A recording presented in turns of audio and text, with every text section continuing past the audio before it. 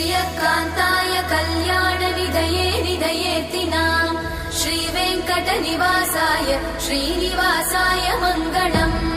लक्ष्मी सविभ्रमालोकसुभ्रूविभ्रमचक्षुषे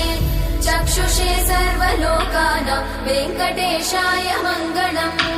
श्रीवेङ्कटाद्रिशृङ्गाग्रमङ्गलाभरणाङ्गये मङ्गलानां निवासाय श्रीनिवासाय मङ्गलम् सर्वावयव सौन्दर्य सम्पदा सर्वचेतसां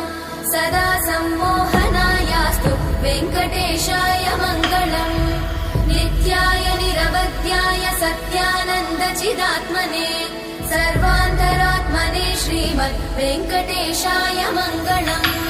स्वतः सर्वविदे सर्वशक्तये सर्वशेषिने सुलभाय सुशीलाय वेङ्कटेशाय मङ्गलम्।